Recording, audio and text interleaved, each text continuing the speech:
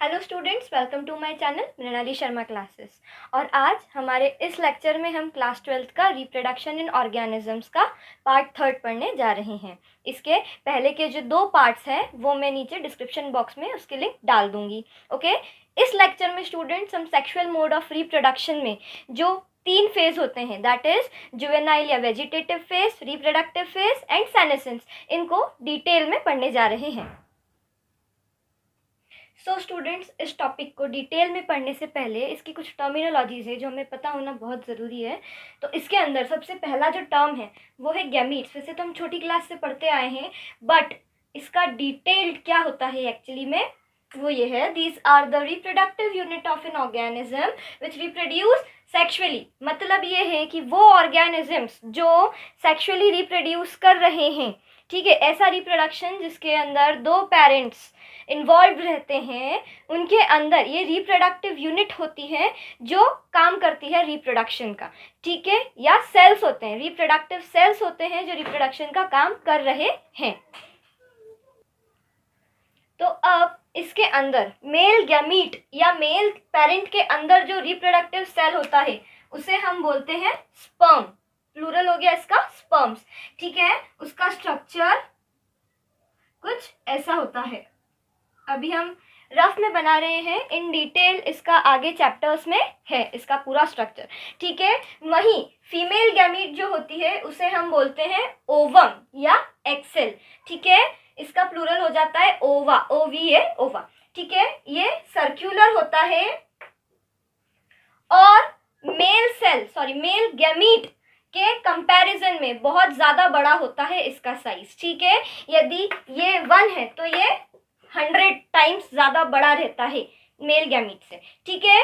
अब नेक्स्ट आता है कि जब मेल और फीमेल गैमीट का फ्यूजन होगा, जब मेल गैमीट फीमेल गैमीट से मिलेगा, फ्यूज होगा उसके साथ में, उस वक्त जो एक नया सेल बनता है हम उसे क्या बोलते हैं, जाइगोट बोलते हैं, ठीक है। When a male gamete fuses with a female gamete it forms a new cell which is known as zygote, ठीक है।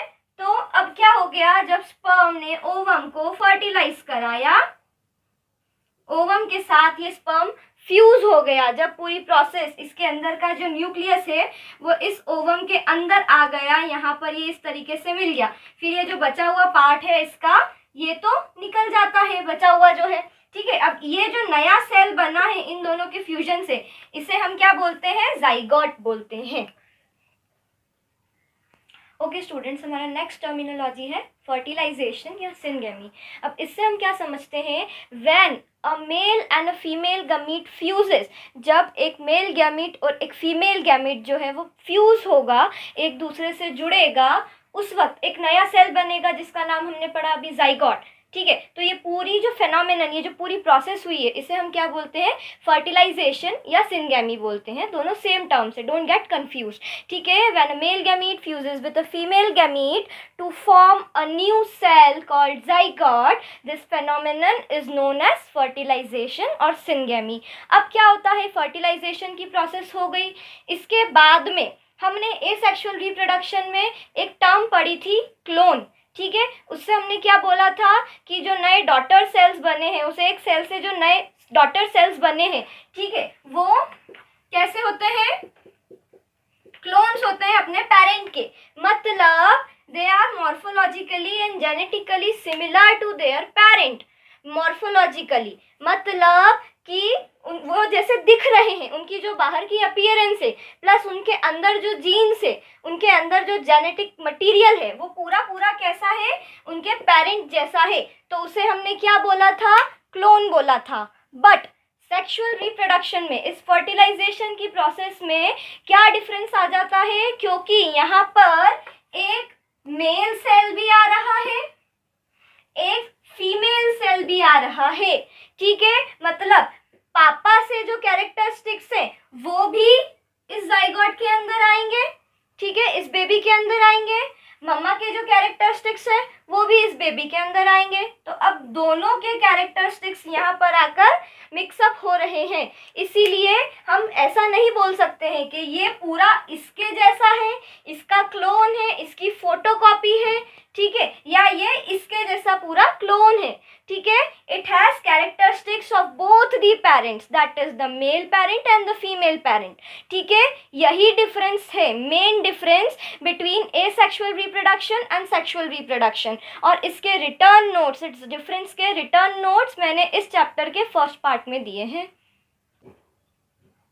अब स्टूडेंट्स, जैसे मान लीजिए हमने एक छोटा सा पेड़ लगाया है, ठीक है। अब क्या होता है कि वो पेड़ जो है वो क्या होगा, एकदम से डायरेक्टली ग्रो नहीं हो जाएगा, या पेड़ नहीं मैं बोलती हूँ, एक छोटा सा सीड हमने बोया है, ठीक है, सो किया है, छोटा सा सीड बीज हमने लगाया है सॉइल में।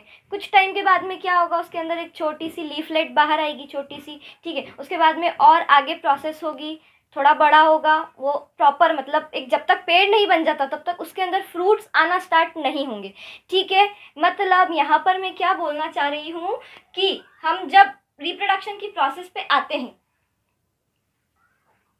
तो ऐसा नहीं होता है कि वो डायरेक्टली ही एक ऑर्गेनिज्म ने जैसे बर्थ लिया है और वो वापस से कैपेबल हो गया है कि वो रिप्रोडक्शन की प्रोसेस कर सके, ठीक है। क्या होता है, सबसे पहले एक ऑर्गेनिज्म का प्रॉपर मैच्योर पीरियड होता है, ठीक है। उसके अंदर वो डेवलपमेंट करता है, ग्रोथ करता है, ठीक है। उसके बाद में एक एज हो जाती है उसकी कंप्लीट, कि हाँ अब ऑर्गेनिज्म कंप्लीटली मैच्योर है, कैपेबल है रिप्रोडक्शन की प्रोसेस के लिए। Then the reproductive phase starts in the organism. और अब इस बेसिस पर हमने एक ऑर्गेनिज्म के पूरा जो लाइफ स्पैन है उसको 3 पार्ट्स में क्लासीफाई कर दिया है। The very first phase is juvenile या वेजिटेटिव फेज, ठीक है। अब ये क्या होता है, जुवेनाइल या वेजिटेटिव फेज, इसके अंदर जो ग्रोथ एंड डेवलपमेंट वाला फेज रहता है ऑर्गेनिज्म का, ठीक है, उसे हम जुवेनाइल या वेजिटेटिव फेज बोलते हैं। अब जुवेनाइल फेज हम एनिमल के लिए यूज करते हैं, वेजिटेटिव फेज हम प्लांट्स के लिए यूज करते हैं। मतलब वो ग्रोथ एंड डेवलपमेंट वाला फेज एनिमल का बोला जाता है जुवेनाइल और प्लांट का बोला जाता है वेजिटेटिव फेज। नेक्स्ट आता है रिप्रोडक्टिव फेज, ठीक है, उसे हम आगे अभी डिटेल में पढ़ रहे हैं। Then comes the senescence phase, मतलब दी ओल्ड एज, जहाँ पर वो जो मैच्योरिटी थी, वो जो कैपेबिलिटी थी ऑर्गेनिज्म की रिप्रोडक्शन करने की, वो खत्म हो गई है, ठीक है। तो अब हम रिप्रोडक्टिव फेज को स्टार्ट करते हैं। सो स्टूडेंट्स, ऑर्गेनिज्म का जुवेनाइल फेज, या ऐसा बोला जाए कि उसका ग्रोथ और डेवलपमेंटल वाला फेज, जिसके अंदर एक ऑर्गेनिज्म प्रॉपरली ग्रो हो रहा है और डेवलपमेंट हो रही है उसकी बॉडी के अंदर, उस फेज को बोला जाता है जुवेनाइल फेज। ये खत्म होने के बाद में आता है रिप्रोडक्टिव फेज। रिप्रोडक्टिव फेज से यहाँ पर क्या मतलब है, the phase in which an organism is capable for reproduction, वो फेज जिसके अंदर एक ऑर्गेनिज्म रिप्रोडक्शन के लिए कैपेबल है और वो रिप्रोडक्शन की प्रोसेस को कंटिन्यू करेगा। मतलब अब ही और she can do the process of reproduction, ठीक है, मतलब वो कैपेबल है रिप्रोडक्शन की प्रोसेस के लिए। अब इसके अंदर भी अलग अलग, हम प्लांट्स को और एनिमल्स को अलग अलग तरीके से पढ़ते हैं, क्योंकि दोनों में ही अलग अलग वे में रिप्रोडक्शन की प्रोसेस होती है, ठीक है। तो सबसे पहले आता है प्लांट्स। अब प्लांट को हम देख करके बता सकते हैं कि हाँ ये प्लांट रिप्रोडक्टिवली मैच्योर है या नहीं, मतलब इसके अंदर रिप्रोडक्शन वाला फेज स्टार्ट हुआ है या नहीं हुआ है। वो कैसे, जब प्लांट के अंदर फ्लावर्स आना स्टार्ट हो जाते हैं तो वो मार्क रहता है कि हाँ ये प्लांट जो है रिप्रोडक्टिवली मैच्योर है। अब based on the pattern of flowering in plants, they are divided into 3 types, ठीक है। प्लांट 3 टाइप्स में डिवाइड कर दिए गए हैं, जिस बेसिस पर, जिस पैटर्न में उनके अंदर फ्लावर्स उग रहे हैं, ठीक है। सबसे पहले होते हैं annual plant which complete their life cycle in 1 year. इसका क्या मतलब है कि वो प्लांट्स जिनकी पूरी लाइफ साइकिल, मतलब उनका वेजिटेटिव फेज, मतलब जिसके अंदर ग्रोथ और डेवलपमेंट हो रही है, उनका रिप्रोडक्टिव फेज जब वो रिप्रोडक्शन की प्रोसेस कर रहे हैं, और सेनेसेंस मतलब उनकी डेथ भी, ये पूरा जो तीनों फेज है वो एक ही साल में कंप्लीट हो जाते हैं, उसे हम क्या बोलते हैं, एनुअल प्लांट्स बोला जाता है उन्हें। इसके एग्जाम्पल्स क्या है, पी एंड वाटरमेलन। कैसे है, हमने मटर के जो दाने हैं वो बोए हैं, या तरबूज जो है वो एक सीजन में आता है, ठीक है। अब क्या हो गया, मान लीजिए हमने वो दाने बो दिए, उसके बाद में एक नया मटर उग गया, ठीक है, मटर का पौधा होगा, हमने वो मटर निकाल लिए, उसके बाद में वो प्लांट ऐसा नहीं होगा कि दोबारा से उसके अंदर मटर आना स्टार्ट हो जाएंगे, नहीं, इट विल डाई, वो मर जाएगा। तो क्या हो गया, 1 साल के अंदर इसकी पूरी लाइफ साइकिल जो है वो कंप्लीट हो गई। बीज बोने से लेकर के उसकी डेथ तक जो है वो क्या हो गया, 1 साल के अंदर लाइफ साइकिल पूरी कंप्लीट हो गई, इसीलिए हम उसे बोल रहे हैं एनुअल प्लांट। नेक्स्ट आते हैं बायनियल। बायनियल प्लांट से यहाँ पर क्या मतलब है, जिन प्लांट्स को पूरे पूरे 2 साल लगते हैं अपनी पूरी लाइफ साइकिल कंप्लीट करने में। अब ये कैसे होता है, ऐसे नहीं होगा कि एक बार में मतलब फ्रूट उग गए, ठीक है, पहले हमने बीज लगा दिया, फिर वो वेजिटेटिवली पूरा अच्छे से ग्रो हो गया, सब हो गया उसके अंदर, उसके बाद में फ्रूट्स आए और वो मर गया, ऐसा नहीं होता है। 1 साल में उसके अंदर पहले फ्रूट्स उगते हैं। इसका एक एग्जाम्पल ले लेते हैं हम, कैरेट एंड ऑनियन। ऑनियन के अंदर क्या होता है, जैसे इस साल हमने ऑनियन के जो बल्ब्स होते हैं वो लगाए हैं, जो हमने सेक्सुअल रिप्रोडक्शन में पढ़ा है, ठीक है, बल्ब्स, ठीक है, वो उनका वेजिटेटिव प्रोपेग्यूल है, वो वेजिटेटिव पार्ट है जिसके थ्रू ऑनियन रिप्रोड्यूस करते हैं, ठीक है। अब यहाँ पर क्या हो रहा है कि वो ऑनियन हमने लगा दिए हैं, ठीक है, उन्होंने वापस से अपना जो वेजिटेटिव फेज है उसको कवर अप करा पूरा, उसके अंदर डेवलपमेंट हुआ, ग्रोथ हुआ, ठीक है। अब रिप्रोडक्टिव फेज हुआ, नए बल्ब्स आ गए ऑनियन के, नए ऑनियन लग गए हैं वापस से, ठीक है। अब क्या हुआ कि इस साल यदि हमने उनको हार्वेस्ट नहीं करा, काटा नहीं है, ठीक है, तो क्या होगा, इस ठंड में वो डॉर्मेंट, इनएक्टिव हो जाएंगे, बिल्कुल एकदम निर्जीव हो जाएंगे, जैसे सिंपल लैंग्वेज में बोला जाए तो, ठीक है। अब वापस से जब उनका नया सीजन आया तो फिर वो जो नए बल्ब्स थे उनसे और नए बल्ब्स बनेंगे और नए ऑनियंस बन जाएंगे, ठीक है। ऑनियन बल्ब से मतलब यही है कि और नए ऑनियंस बन जाएंगे। अब इस सीजन में हमने उन्हें कट कर लिया, हार्वेस्ट कर लिया, और यदि हार्वेस्ट नहीं करा तो इस बार वो मर जाएंगे। ऐसा नहीं होगा कि फिर वापस तीसरे साल में नए ऑनियन बल्ब्स आ गए, ठीक है। तो ये 2 साल में उनकी पूरी लाइफ साइकिल कंप्लीट हो रही है। मतलब हम यदि पहले साल में उन्हें हार्वेस्ट नहीं करते हैं, कट नहीं करते हैं, तो वो सेकेंड ईयर में वापस से ग्रो होते हैं, पर उसके बाद में उनकी डेथ हो जाती है। इसे बोला जाता है biennial plants. These type of plants are known as biennial plants. Okay students, तो अब हमारा थर्ड टाइप ऑफ प्लांट है पेरिनियल प्लांट्स। पेरिनियल प्लांट्स के अंदर क्या होता है, ऐसे प्लांट्स जिनकी पूरी लाइफ साइकिल को कंप्लीट होने में मोर देन 2 इयर्स लगते हैं, ठीक है, उन्हें हम बोलते हैं पेरिनियल प्लांट्स। अब इसका एक कॉमन एग्जाम्पल तो है मैंगो। मैंगो एक सीजनल फ्रूट है, राइट। अब ऐसा नहीं होता है कि हमने एक बीज लगा दिया है उसका और 1 साल वो पूरा बड़ा हो गया, एक ही बार में उग गया पूरा, और उसने फ्रूटिंग वगैरह सब कर दी, फ्लावर्स आ गए उसके, और फिर उसके बाद में वो मर गया। नहीं, एक मैंगो प्लांट कई सालों तक जिंदा रहता है, राइट। तो वो इसीलिए हम उसे पेरिनियल प्लांट के अंदर इंक्लूड करते हैं, ठीक है। हर साल वो फ्लावरिंग एंड फ्रूटिंग करता है। अब आपकी एग्जाम पॉइंट ऑफ व्यू से जो इम्पोर्टेंट एग्जाम्पल्स है वो ये है बैम्बू स्पीशीज़, ठीक है। अब बैम्बू स्पीशीज़ के अंदर क्या होता है, ये 50 साल तक तो अपना पूरा ग्रोथ एंड डेवलपमेंट वाला वेजिटेटिव फेज जो है वो चलता है इनके अंदर 50 साल तक।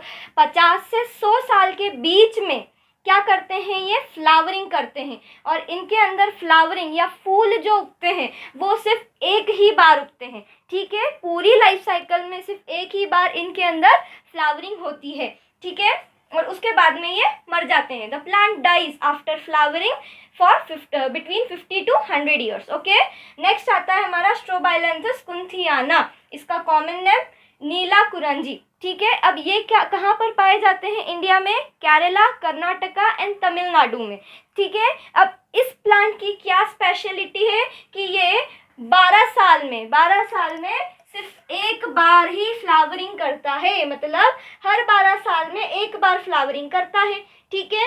अब ये कहाँ पर इंडिया में कहाँ पाया जाता है, केरला, कर्नाटका, तमिलनाडु में। और ये लास्ट कब नोटिस किया गया था, लास्ट फ्लावरिंग कब हुई थी यहाँ पर केरला, कर्नाटका, तमिलनाडु में, इन सितंबर अक्टूबर 2006। ओके स्टूडेंट्स, अब प्लांट का पूरा जो ग्रोथ एंड डेवलपमेंट वाला फेज़ है, रिप्रोडक्टिव फेज़ है, ये पढ़ने के बाद में हम आते हैं एनिमल्स पे, ठीक है। अब एनिमल्स के केस में भी ऐसे कई सारे इवेंट्स होते हैं, डायरेक्टली ही रिप्रोडक्टिव मैच्योरिटी नहीं आ जाती है, उनमें भी कई सारे जो ग्रोथ एंड डेवलपमेंट वाले फेजेस हैं वो आते हैं, ठीक है। तो अब वो कुछ इस तरीके से हैं कि उनके लिए हमें हमारी टर्मिनोलॉजीज़ जो हैं हम कई सालों से यूज़ करते आए हैं, ठीक है, बट उनका एक्चुअल मतलब अब और ज़्यादा टर्मिनोलॉजीज़ हैं जो हमें पढ़ने की ज़रूरत है। तो सबसे पहला है oviparous, organisms which lay eggs. हमको पता होगा ओविपेरस ऑर्गेनिज्म किन्हें बोला जाता है, वो ऑर्गेनिजम्स, वो एनिमल्स, वो बर्ड्स जो अंडे देती है, विच ले एग्स। ठीक है, इसका एग्जाम्पल हमने यहाँ पे लिख ही दिया है। बर्ड्स, रेप्टाइल्स हो गए जैसे स्नेक, लिजर्ड, ये सब क्या देते हैं, एग्स ले करते हैं। ठीक है, इसीलिए ये क्या है, ओवीपेरस है। नेक्स्ट आता है विवीपेरस। विवीपेरस से यहाँ पर क्या मतलब है, वो ऑर्गेनिजम्स जो डायरेक्टली यंग वंस को बर्थ दे रहे हैं। ठीक है, जैसे एग्जाम्पल ले लेते हैं हम, काऊ, रैबिट, हॉर्स, ह्यूमन बींग्स, ये सब क्या है, अपने वुम्ब में पहले उनका जो जेस्टेशन पीरियड होता है, मतलब जब ऑर्गेनिज्म की बॉडी के अंदर ही वो बच्चा है, वो बेबी है, ठीक है, उसे बोला जाता है जेस्टेशन पीरियड। जितने टाइम के लिए वो बेबी मम्मा के वुम्ब में है, मम्मा की बॉडी में है, ठीक है, उसके बाद में जब वो डायरेक्टली बाहर, मतलब ऑर्गेनिज्म आया है बाहर, कोई एग ले नहीं हुआ है, ठीक है, उन ऑर्गेनिजम्स को क्या बोला जाता है, विवीपेरस बोला जाता है। अब इसके बेसिस पे और कई सारी दूसरी चीज़ें हैं, जैसे एक ग्रोथ एंड डेवलपमेंट वाला फेज पूरा कंप्लीट हो गया है, उसके बाद में रिप्रोडक्टिव फेज में कुछ साइक्लिक चेंजेस होते हैं हर मंथ या एक पर्टिकुलर टाइम पर। ठीक है, उन साइक्लिक चेंजेस में दो टाइप्स होते हैं ऑन द बेसिस कि किस तरीके ऑर्गेनिज्म में वो साइक्लिक चेंजेस हो रहे हैं। ठीक है, पहला होता है एस्ट्रस साइकिल, दूसरा होता है मेंस्ट्रुअल साइकिल। एस्ट्रस साइकिल में क्या होता है, नॉन प्राइमेट्स के अंदर जो साइक्लिक चेंजेस हो रहे हैं। अब नॉन प्राइमेट से यहाँ पर क्या मतलब है, काऊ, हॉर्स, रैबिट, ईटीसी एक्सेट्रा। ठीक है, प्राइमेट का आपको मतलब समझ में आएगा। मेंस्ट्रुअल साइकिल क्या होता है, वो साइक्लिक चेंजेस जो प्राइमेट्स के अंदर हो रहे हैं। प्राइमेट्स एप्स हो गए, मंकीज हो गए, सॉरी ह्यूमन बींग्स हो गए, मंकीज हो गए। ठीक है, अब क्या हो गया कि ये जो जीनस है ह्यूमन बींग्स वाला, मतलब जिसके अंदर मंकीज भी आ रहे हैं, एप्स भी आ रहे हैं, ह्यूमन बींग्स भी आ रहे हैं, ठीक है ना, तो ये एक जैसे वाले जो हैं ह्यूमन बींग्स के जीनस से जो मिलते जुलते ऑर्गेनिजम्स हैं, ठीक है, मंकी सबसे क्लोजेस्ट, ओके, तो ये हो जाते हैं प्राइमेट्स। और इनके अलावा बाकी जितने ऑर्गेनिजम्स, जितने एनिमल्स हैं, वो क्या हो जाते हैं, नॉन प्राइमेट्स हो जाते हैं। So students, based on the timing when the organism is reproducing, मतलब organism कब टाइम पर reproduce कर रहा है, एक पर्टिकुलर सीजन में वो रिप्रोड्यूस कर रहा है या फिर through out the reproductive phase वो रिप्रोड्यूस कर रहा है, उसके बेसिस पर हमने ऑर्गेनिजम्स को टू टाइप्स में डिवाइड कर दिया है। The first one is seasonal breeders, वो ब्रीडर्स जो एक फेवरेबल सीजन में, वो सीजन जब वो कंफर्टेबल है, जब मतलब बिल्कुल एकदम मास रिप्रोडक्शन जो होता है, सब सारे एनिमल, सारे ऑर्गेनिजम्स उस एक स्पीशीज के इकट्ठे हो जाते हैं, उसके बाद में जो रिप्रोडक्शन की प्रोसेस होती है उसे हम बोलते हैं seasonal breeding, and the organism is known as seasonal breeder. ऐसा क्यों, क्योंकि वो एक पर्टिकुलर फेवरेबल सीजन के लिए ही रिप्रोड्यूस कर रहा है। नेक्स्ट आता है हमारा कंटिन्यूस ब्रीडर्स। कंटिन्यूस ब्रीडर्स से ये मतलब है कि जैसे ही उसने रिप्रोडक्टिव फेज में स्टेप इन किया, तब से लेकर के जब तक कि एंड नहीं हो जाता रिप्रोडक्टिव फेज का, तब तक वो कैपेबल है for the process of reproduction करने के लिए। ठीक है, सीजनल ब्रीडर्स के एग्जांपल्स हैं गोट, शीप। इसका एक और इम्पॉर्टेंट एग्जांपल है पेंगुइन। पेंगुइन एक पर्टिकुलर सीजन में ही रिप्रोड्यूस करते हैं और वो सब एक साथ मास में जब रहते हैं, उनकी पूरी जो भीड़ एक साथ रहती है, तब वो रिप्रोडक्शन करते हैं, क्योंकि उनके जो न्यू वंस है, जो यंग वंस है, उनको बहुत सारे वल्नरेबल खतरे रहते हैं। ठीक है, नेक्स्ट आता है एग्जाम्पल काऊ और ह्यूमन बींग्स का, जो कि है कंटिन्यूस ब्रीडर्स। ठीक है, नेक्स्ट यहाँ पर रिप्रोडक्टिव फेज खत्म हुआ। The last phase of the life span of an organism is senescence या ओल्ड एज जिसे बोला जाता है। ठीक है, अब सेनेसेंस में क्या होता है, एंड ऑफ रिप्रोडक्टिव फेज। ठीक है, रिप्रोडक्शन करने लायक नहीं है अब ऑर्गेनिज्म, वो इमेच्योर हो गया है, या इमेच्योर ना बोले, उसकी मैच्योरिटी, वो जो कैपेबिलिटी थी रिप्रोड्यूस करने की, वो क्या हो गई है, खत्म हो गई है। जैसे ही सेनेसेंस या ओल्ड एज खत्म हुआ, वैसे ही ऑर्गेनिज्म जो है वो die, okay, death of the organism at the end of the senescence या ओल्ड एज। सो स्टूडेंट्स, यहाँ पर हमारा ये टॉपिक पूरा sexual mode of reproduction complete हो जाता है। I hope you like my teaching. So अगर आपको ये अच्छा लग रहा है तो please students like my video. ये मुझे इंस्पायर करता है, मोटिवेट करता है कि मैं और वीडियोज़ बनाऊँ, so that you can clear your doubts. And please don't forget to share my videos and subscribe my channel. Thank you so much.